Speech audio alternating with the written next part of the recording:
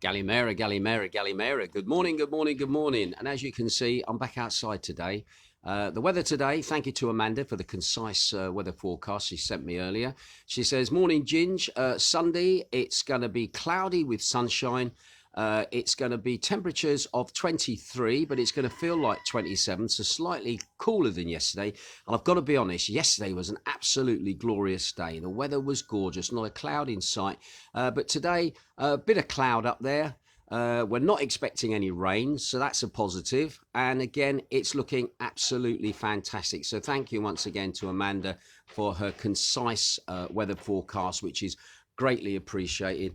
And as you can see, we are very green now here in comparison to what we were like earlier in the summer. But anyway, that's the weather for today. Today, I'm going to be doing things slightly differently with the podcast because some information has come my way, which I think is very important.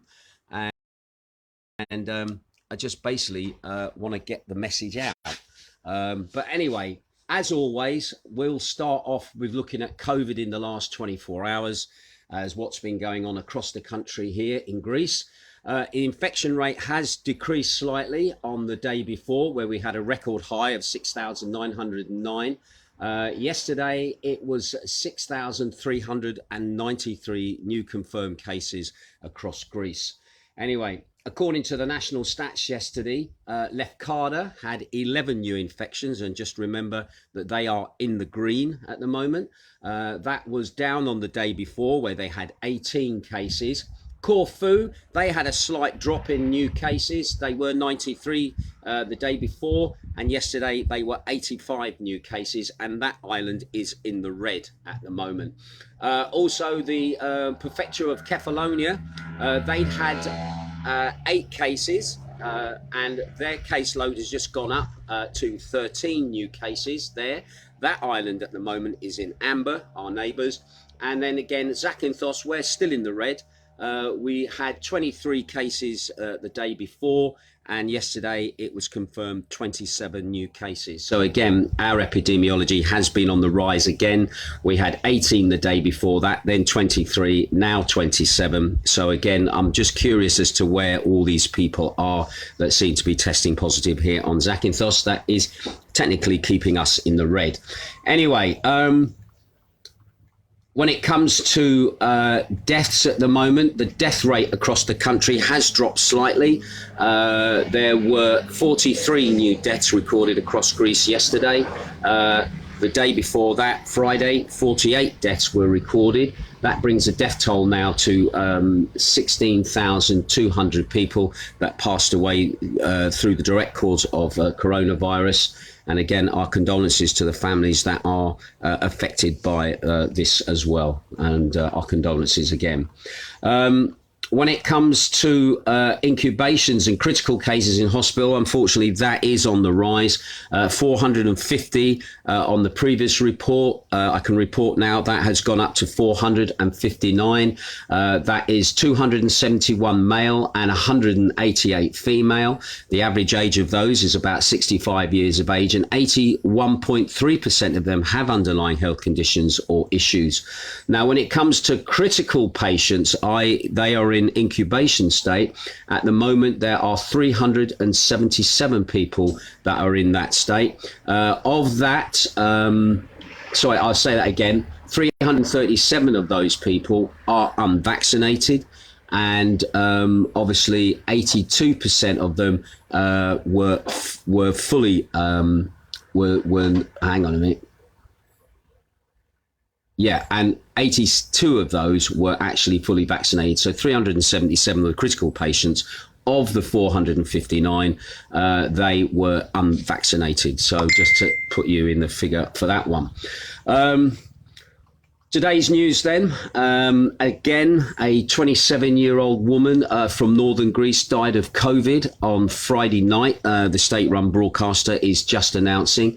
It was reported that the woman was hospitalized for 10 days in the city's Hippocrates hospital, and all the they tried to do what they could for her, but she had only one dose of the COVID vaccine when she got infected. So again, it's the age of the woman that's made the story, the fact that she was a 27-year-old and not somebody that would be in the area of critical concern, who is obviously of an older age with underlying health conditions.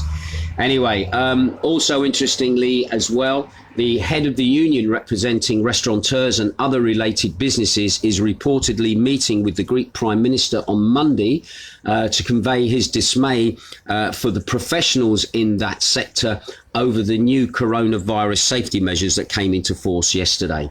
Anyway, the union chief, his name is Georgios Pavlatis, was speaking on Athens 98.4 radio, and he announced Monday's meeting saying that the government is using our sector of beverages to pressure the unvaccinated, but it's not supporting businesses so that they can actually survive. Now, the anger at the new measures, which requires a negative COVID test from all unvaccinated patrons at catering and leisure establishments, has also prompted a shutdown of all eateries, cafes and bars on Saturday in the western port city of Patra, where they closed their shops down, and also other parts of the Athia region as well. Now, similarly, hairdressers across Greece also closed their shops yesterday as a protest at the testing requirements, which they see as harming their businesses. I've got to be honest, I was in town yesterday. I did notice some shops were obviously putting people outside, checking people going in and coming, obviously checking people going in. I didn't see it as a big issue with most people. A lot of people walking around with masks on, whether they needed to or whether they didn't need to. But again, life on the islands can be different to life in the cities. I didn't see much of a police presence yesterday. There's been no reports of police out and about checking on businesses. I think they're allowing a cooling period for people to get their act together, and I would think probably by Monday the authorities will then start to intervene to make sure that the rules are being followed. But again, we'll wait and see. It's early days. Now, my third news item is more of a piece that came to my attention via the lovely lady Jane. She really does do a lot behind the scenes for my show, keeps me well informed of what's going on. And she brought to my attention a very interesting article by a Dr. Sebastian Rushworth. Now, this guy likes to pore over medical studies and obviously takes data from all over, and then obviously looks at what's been said, compares it with other data, and then obviously puts his opinion as to what he feels the situation is like at the moment. Now, I think it's important that I actually read this to you because it will highlight one of the reasons why I personally have not been vaccinated at the moment. Now, I don't want this to be looked upon as an anti-vaccine thing, because I don't want to get taken down either on Facebook or on YouTube because I'm basically propagating non-vaccination. Again, it's your choice whether you have it or whether you don't have it.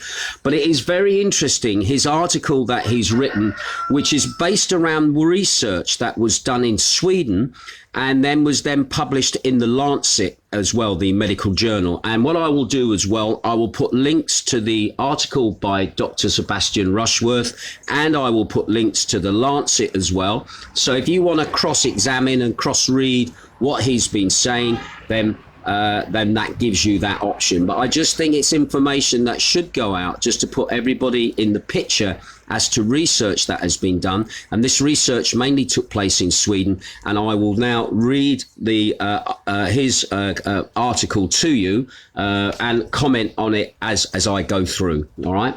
Right. So a new post by Dr. Sebastian Rushworth. How long does vaccine-based immunity last? That was the question that he posed. And he writes, it's unfortunate that the drug companies decided to end their trials early by giving active COVID vaccine to the members of the placebo group after just a few months. It means that there is no longer long-term follow-up of the COVID vaccinations from randomized trials, and there never will be. That's his opening statement. This means that we are instead forced to rely entirely on observational data as we try to understand how safe and effective the vaccines are over the long term. This is why a recent study out of Sweden is very interesting, and this is the study that was then published in The Lancet. The purpose of the study was to determine how effective the vaccines are at protecting against COVID over the longer term, i.e. after more than just a few months. This was a registry-based study, so it's not surprising that it is coming out of Sweden. Sweden is generally acknowledged as being better than any other country at collating and sorting large quantities of population data and using it to produce these types of studies. So basically, he's just endorsing the credibility there of how the study was actually carried out. Now, he said that the authors of the study began by identifying all people residing in Sweden who had been fully vaccinated against COVID-19 by late May 2021. At that time, he says, 3 different vaccines were being used in Sweden: the Moderna, the Pfizer, and the AstraZeneca. The vaccinated people were then matched individually against people of the same age and gender and living in the same municipality who hadn't been vaccinated. So basically what they did, they started to compare the vaccinated with the unvaccinated. In a total of 1,684,958 individuals were included in the studies. So that's a good chunk of the population there of Sweden. They were followed until October to see if they developed COVID-19. So basically the placebo group was given the jab.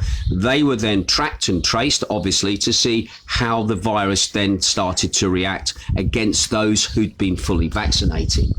So what did the study actually show?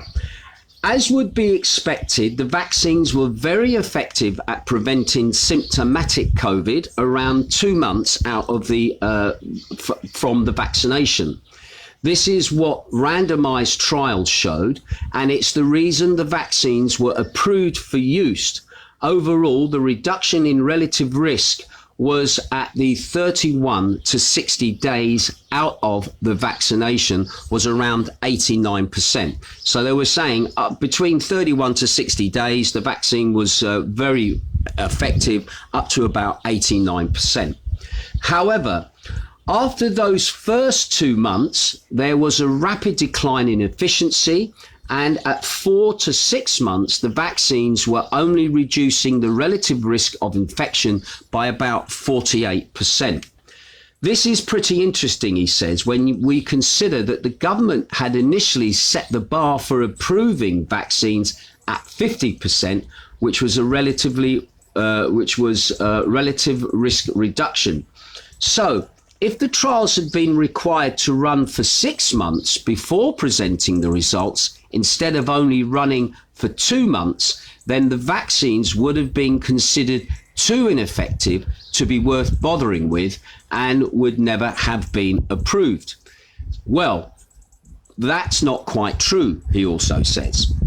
One vaccine did still provide better than 50% relative risk reduction at 6 months, and that was the Moderna vaccine. At 4 months to 6 months, the relative risk and reduction with the Moderna vaccine was about 71%.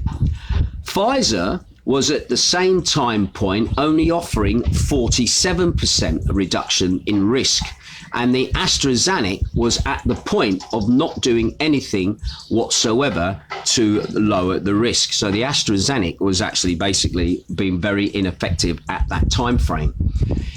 It makes sense that the Moderna vaccine would offer a better protection than the Pfizer vaccine. Although vaccines are virtually identical, the dose in the Moderna vaccine is 3 times higher.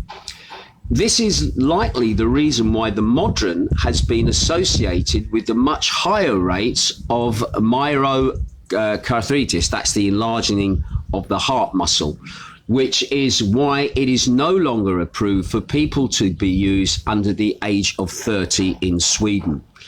So, if the Swedish government had been so hasty, if governments, hadn't been so hasty to get the vaccines out and had demanded 6 months of follow-up rather than 2, only the modern vaccine would have ever been approved in the first place. When we go further out than 6 months, things get even more depressing. By the 9th month mark, the Pfizer vaccine is no longer offering any protection whatsoever against symptomatic COVID-19. Unfortunately, 9-month out data isn't offered for the modern vaccine due to the small number of people for whom that information is currently available. But at 6 months out, the modern vaccine's ability to prevent systematic COVID-19 had dropped to only 59%. So there is a contagious decline in effectiveness at each time point measured, even for the modern vaccine, without any sign of it leveling off. So what about if we look at the subgroups? This is what his other part to his article is, such as the elderly, who are by most at risk, could have been at risk with COVID-19 and therefore potentially had the most to gain from the vaccination. People over the age of 80 initially showed a good response to the vaccine, with a 73% reduction in relative risk of the disease at 1 or 2 months out of the vaccination. However, that drops to only 50% at 2 to 4 months, and by 6 months there is no benefit whatsoever. So basically, in older people, the injection is effective early from when their vaccination point is, but as time goes on, it obviously then starts to wear off, and then by about 2 to 4 months, it obviously can be of no benefit at all. By 6 months, it can be of no benefit at all. Anyway, even for the middle age groups, now that middle age group, they're putting at 50 to 64, so I'm technically middle-aged, according to this then, who have better functioning immune systems and who should therefore respond more strongly to the vaccines are completely ineffective at preventing systematic disease by the 4 to 6 months mark. The only group for whom the vaccines are more than 50% effective by the 4-month mark is people under the age of 50, for whom effectiveness at 4 to 6 months is 51%. So again, even for other age groups, the effectiveness starts to drop definitely by the 6-month mark. Of course, how good the vaccines are at preventing systematic disease isn't really what matters. If by systematic disease we usually mean something more akin to the common cold than to the Spanish flu. What really matters is how good the vaccines are at preventing serious disease. So let's look at that, he says. At 1 to 2 months out from the vaccination, the vaccines provided a 91% reduction in risk of hospitalization or death. By 4 to 6 months, that had dropped to 74%. And from 6 months out, the reduction was down to 42%, although the difference between the vaccinated and the unvaccinated group was no longer statistically significant. In other words, at the 6 months point, it was no longer possible to detect a statistical significance effect of the vaccination on the risk of hospitalization or death. So what they're saying there then, basically, there wasn't a lot of difference between being vaccinated and being unvaccinated in the groups that they were looking at that 6 month period. However, As I see it, there are two possible explanations for the rapidly declining effectiveness of the vaccines. The first is that due to the limited immunity produced by the vaccines themselves, and the second is that due to the continued evolution of the virus, and in particular the rise in the Delta variant. If the second reason is true, then there is no reason whatsoever to give boosters, because the boosters won't do anything to improve the immunity. If the first reason is true, that there is a case to be made for boosters, although it feels pretty absurd to give everyone a booster every 4 months to protect against the virus that for most people is little more than a cold, that 99.8% of infected people will survive, and for which there is now a massive natural population of natural immunity thanks to people who have already had COVID, people like myself. Unlike the short-term protection offered by the vaccines, the protection generated by the infection has been shown to be both durable and abroad, in spite of the junk science claims to the contrary produced by the CDC, that's the American, I'm trying to remember, the American Controlled Diseases Committee. There is, however, a pretty good case to be made for regular boosting of the multi-morbid elderly every 4 months, preferentially with the modern vaccine. So what they're saying is that, again, protect the elderly, give them a booster every 4 months, but not give everybody else a booster every 4 months. So what can we conclude then? It's going to get onto that. The vaccines are much less effective than was initially believed, and that the effectiveness declines rapidly. With that being the case, the idea that it's going to be possible for countries to vaccinate themselves out of the pandemic is clearly nonsense. His words, all right? The only way the pandemic ends is by enough people getting infected, developing natural immunity, which is the same way every prior respiratory virus pandemic has ended. And that is basically the article from Dr. Sebastian Rushworth. I will put links to his article, and also within his article there's links already to the Lancet where this study was published, and it was published only just a short while ago as well, so it's pretty current and it's up to date. So there you go, a very interesting article, and it also brings into question about whether vaccination, the mantra that we hear all the time, is the way ahead, and whether we need to rely on natural immunity and also as well vaccinate the vulnerable, especially those people that are over the age of 80, etc., who basically would probably be easier to vaccinate. One, because normally this population, they're easier to get hold of in nursing homes, etc., etc., and it seems to be working better for them that age over a 4-month period than it is for people like in the middle age group of 50 to 64. Again, if you got any observations on that, I'd be curious to know what you think about that. Also, I'll put the links in so you can read that article and see what you think. But again, I still at the moment am hanging out. I am not wanting to get vaccinated at the moment. I'm still not convinced by it. I've had the disease. I am now got my certificate of disease, which I use to get entrance into places, and it worked quite nicely for me yesterday. No problems at all. And I just want to see the clarity cleared up as regards travel, especially to the UK and other countries, on the certificate of disease, and whether other countries are accepting it in the same way that Greece is accepting it as well. But anyway, that's it from me for today.